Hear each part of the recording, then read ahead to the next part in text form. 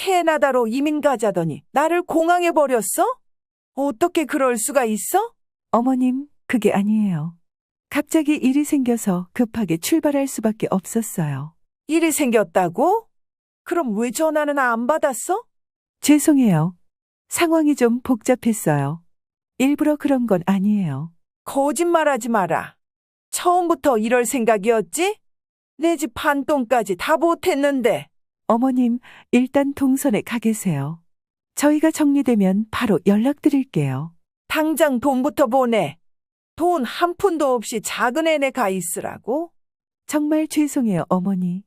다시 연락드릴게요.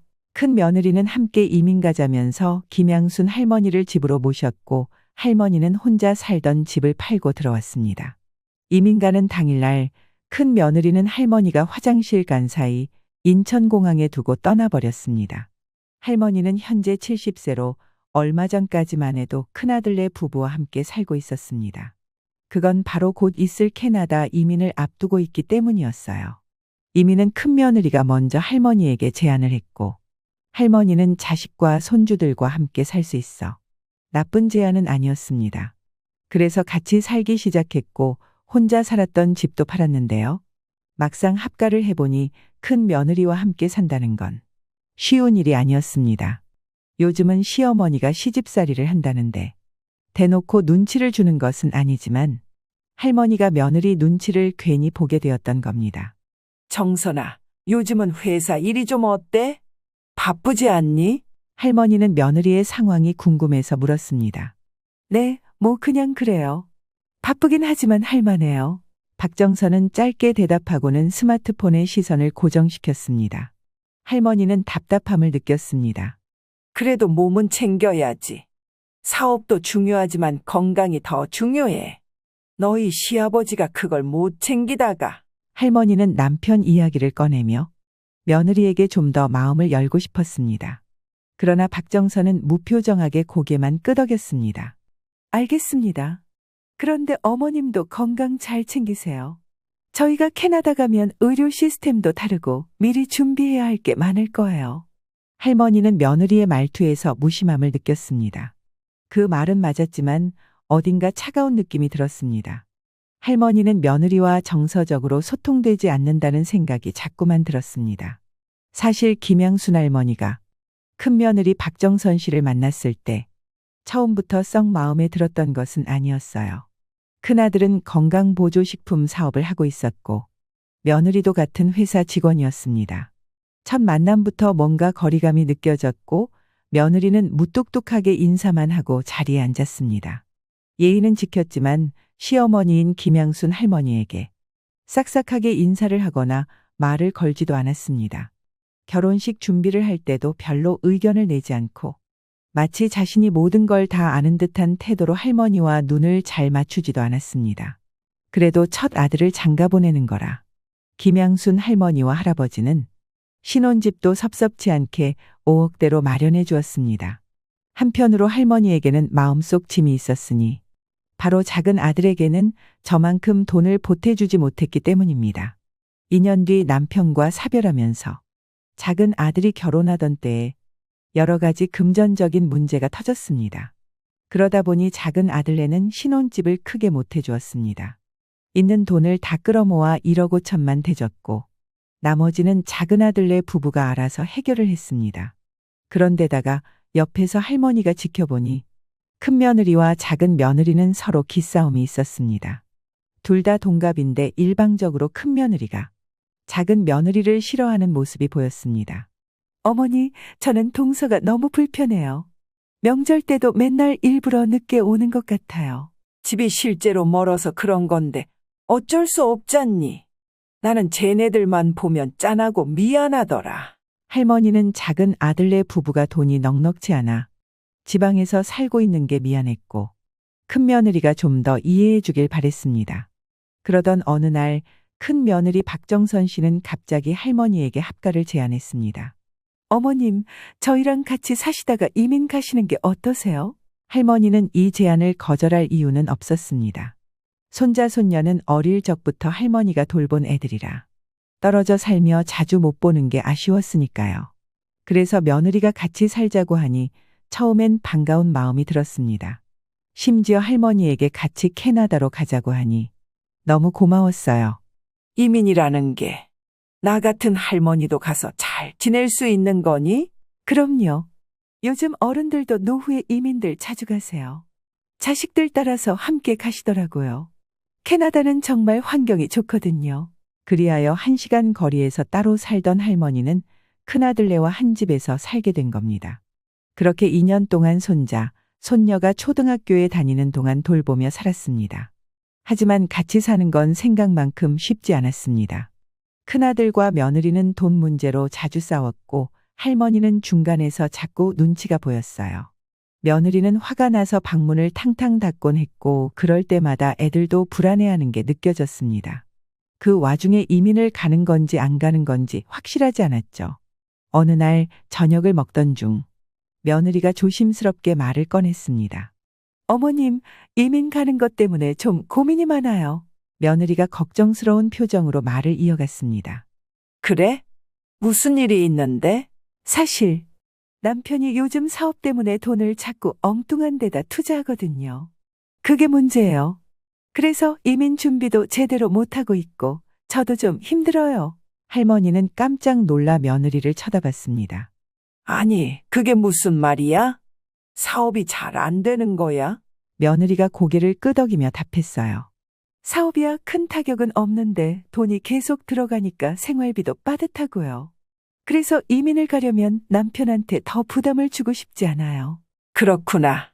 너 혼자 다 감당하기는 힘들겠다. 네, 맞아요. 그래서 어머님께 부탁드리고 싶은 게 있어요. 혹시 어머님께서 조금 도와주실 수 있을까요? 며느리는 아주 조심스럽게 말했습니다.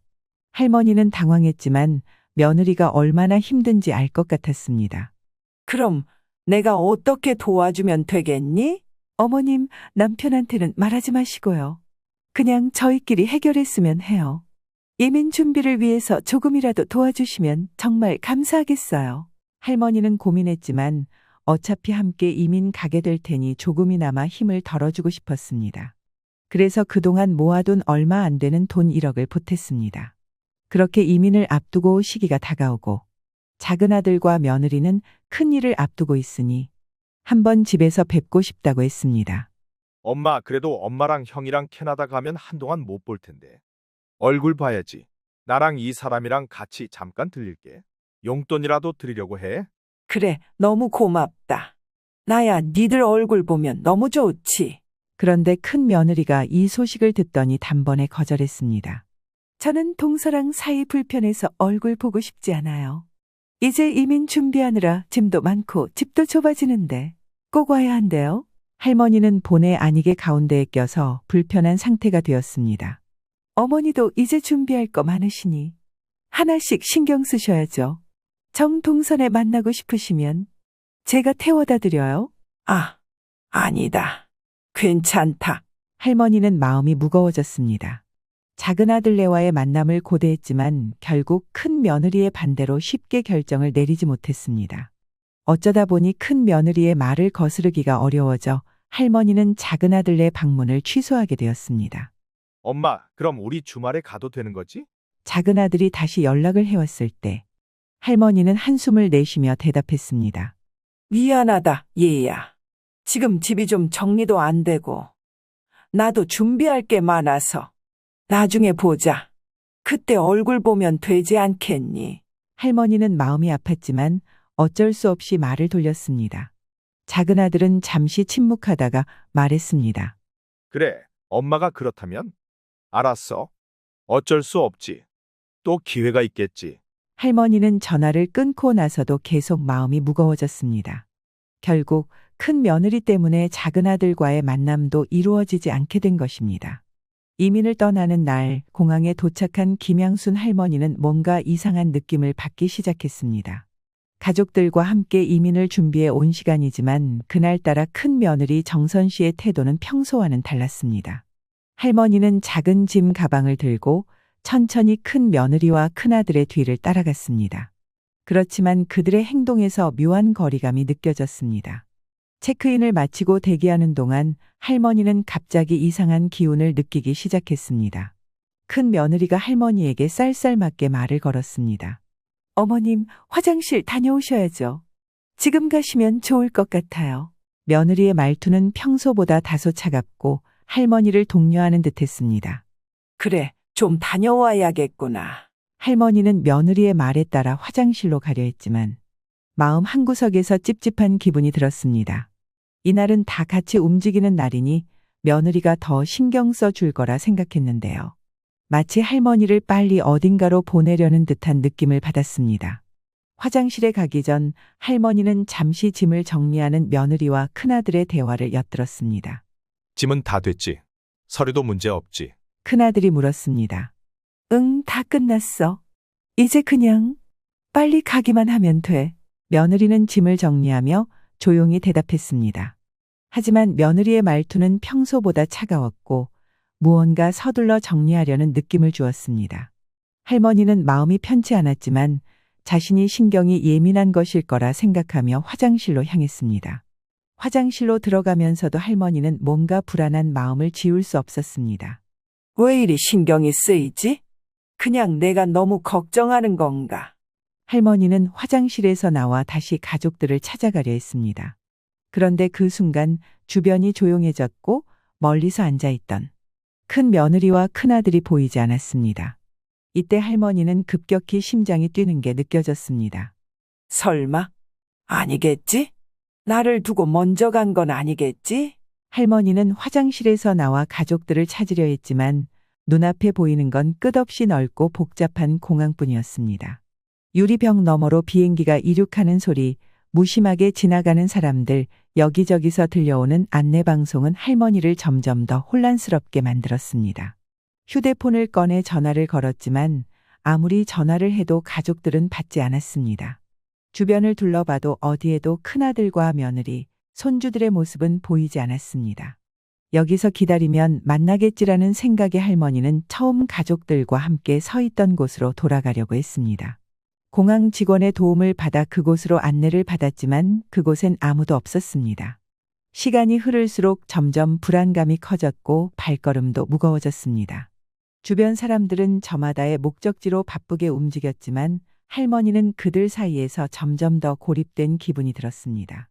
두어 시간이 지나도 가족들은 보이지 않았고 할머니는 눈앞이 캄캄해졌습니다. 결국 6시간이 넘도록 아무런 연락도 없이 홀로 남겨진 할머니는 자신이 공항에 버려졌다는 사실을 깨닫게 되었습니다. 텅 빈 대합실에서 울려 퍼지는 안내방송, 차갑게 반짝이는 공항의 불빛들이 할머니의 마음속 허전함을 더욱 깊게 만들었습니다. 혼란스러움 속에서 할머니는 힘없이 작은 아들네로 전화를 걸었습니다.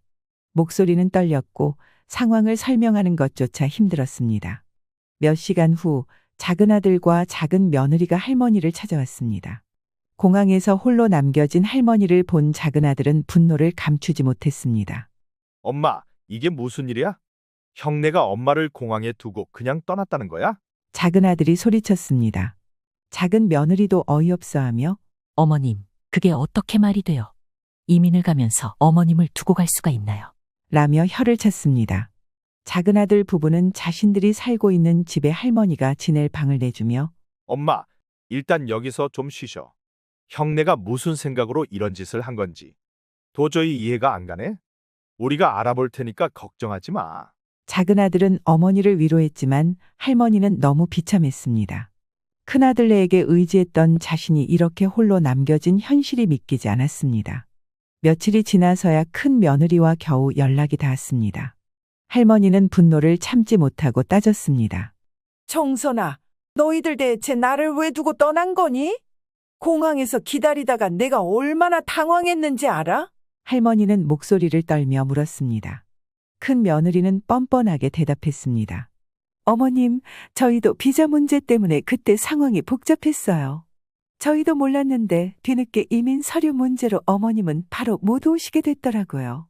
나중에 다시 준비해서 오시면 되니까 그때 연락드릴게요. 할머니는 너무 어이가 없었습니다.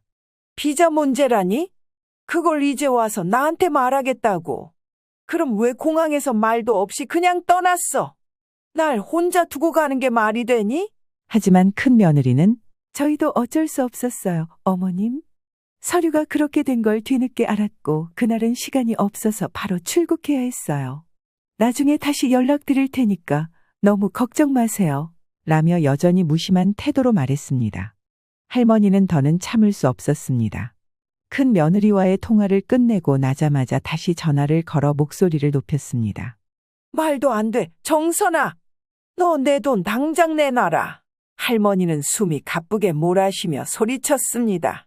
그러자 큰 며느리는 살짝 당황한 듯 그러나 여전히 차분한 목소리로 대답했습니다. 어머님, 왜 그러세요? 일부러 그런 것도 아니고요. 이게 다 어머니 아들 때문에 이렇게 된 거예요. 저도 피해자인데 알고나 말씀하시죠. 할머니는 분노로 손이 떨렸습니다. 뭐, 지금 그게 말이야? 내가 너희들한테 1억이나 줬는데 나를 이렇게 두고 떠나? 아들 때문이라고 그게 이유가 돼? 결국 할머니는 더 이상 참을 수 없어서 큰아들에게 전화를 걸었습니다. 너 당장 설명해봐. 네가 사업에 무슨 착오가 생겼다면서? 손해봤다고 그럼 나한테 왜 말을 안 했어? 큰아들은 한숨을 내쉬며 앓는 소리를 냈습니다. 엄마, 미안해. 사업에서 좀 문제가 생겼어. 많이 손해를 봐서 그래서 돈이 다 필요했고. 정선이도 그것 때문에 스트레스를 많이 받았어. 할머니는 울분이 터져 나왔습니다. 내가 네 처한테 1억을 줬다고? 그 돈도 알지 못한 채 나만 두고 가는 게 말이 되냐?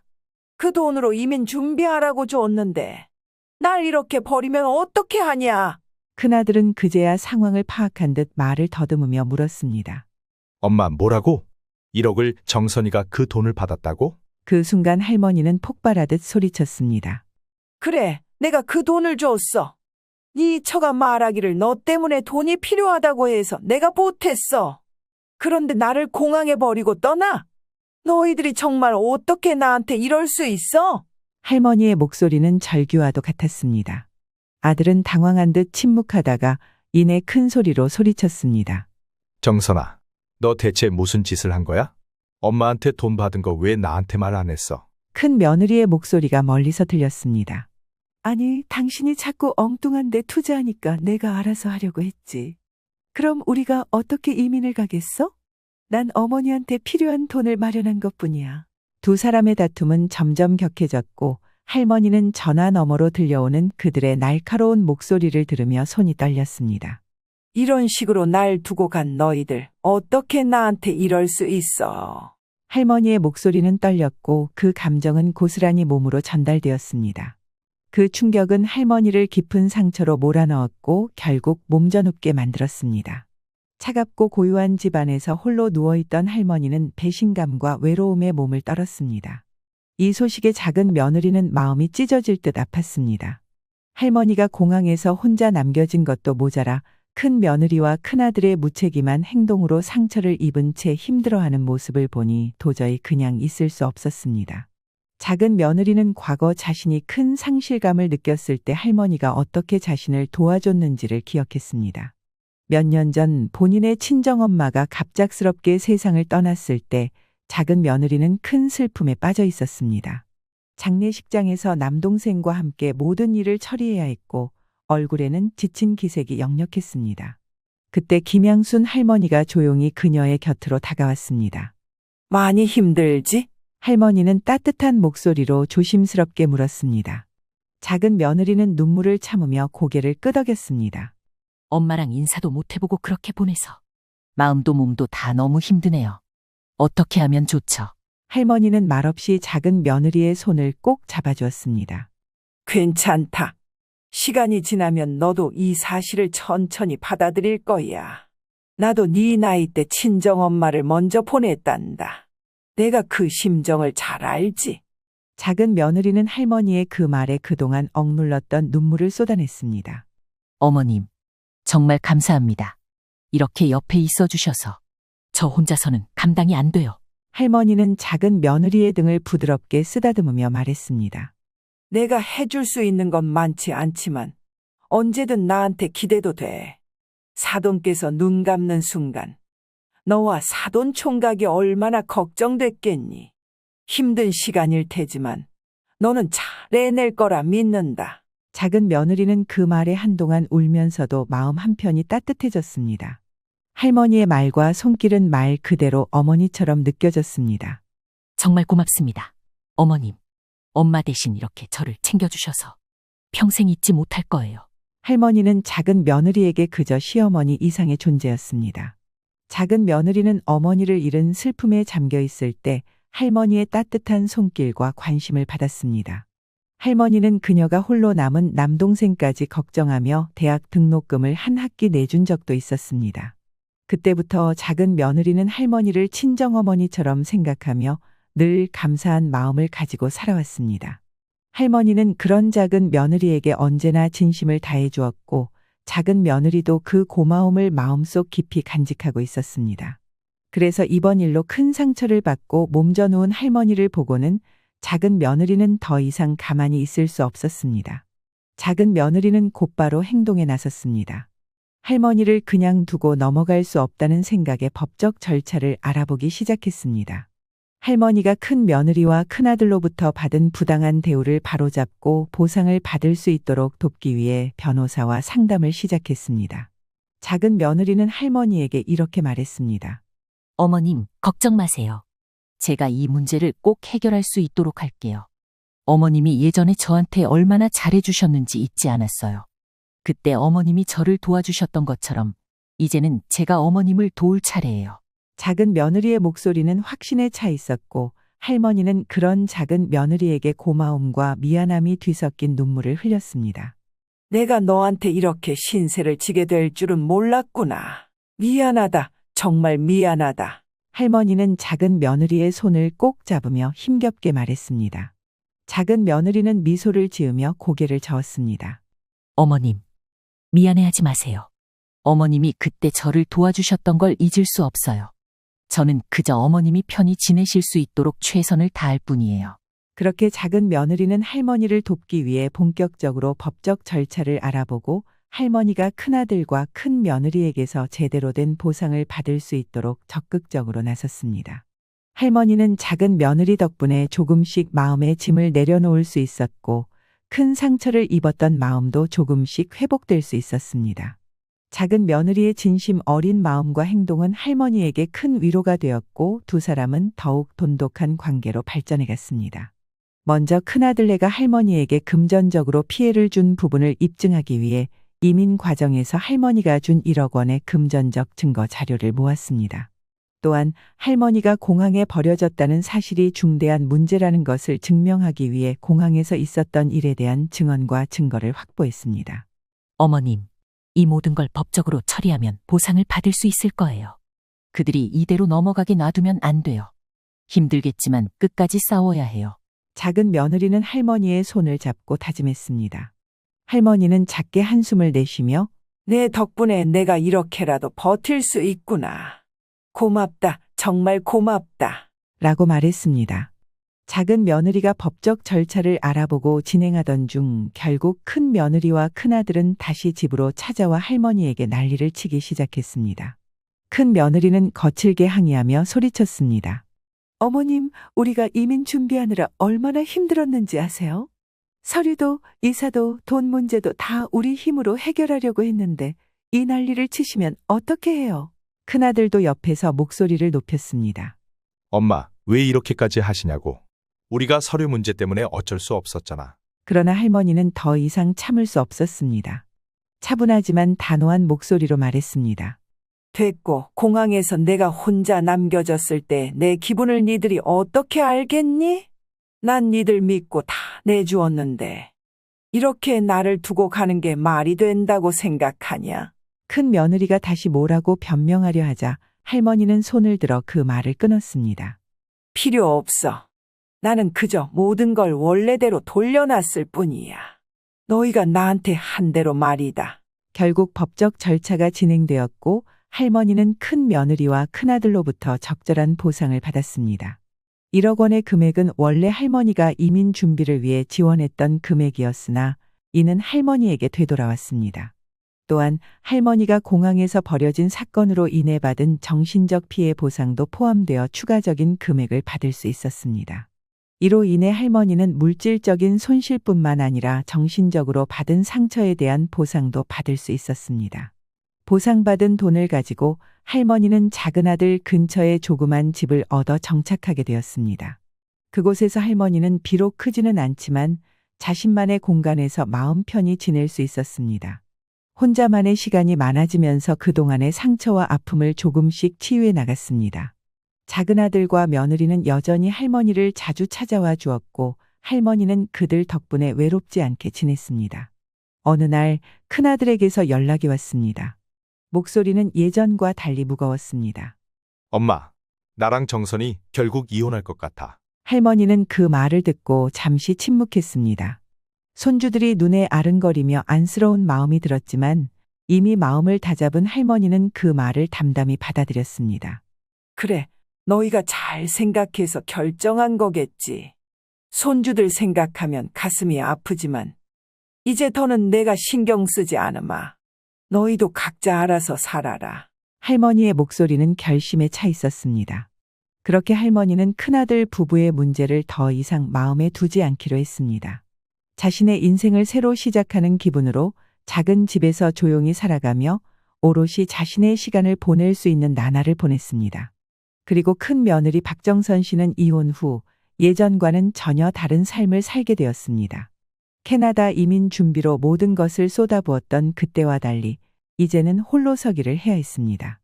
이혼 후 경제적으로나 정신적으로 큰 타격을 입은 박정선은 화려했던 과거와 달리 일상적인 생계마저도 버거워졌습니다. 게다가 자녀들을 데려가지 못하고 혼자 살게 되었습니다. 가장 큰 이유는 경제적인 어려움 때문이었습니다. 이민 준비를 하면서 모든 자금을 쏟아부었고 이혼 후에는 생활비조차 감당하기 힘든 상황에 처했기 때문에 아이들을 책임질 여력이 없었습니다. 또한 정서적인 이유도 있었습니다. 이혼 과정에서 자녀들 역시 큰 혼란과 상처를 겪었고 박정선은 스스로도 감정적으로 불안정한 상태였습니다. 아이들을 제대로 돌볼 자신이 없었고 안정된 환경에서 자라길 바라는 마음에 아이들을 남편 쪽에게 맡기기로 한 것입니다. 아이들 역시 캐나다에서의 새로운 삶에 적응하는 중이었기 때문에 박정선은 그들을 자신의 곁으로 데려와 환경을 다시 바꾸는 것이 오히려 아이들에게 좋지 않을 것이라 판단했습니다.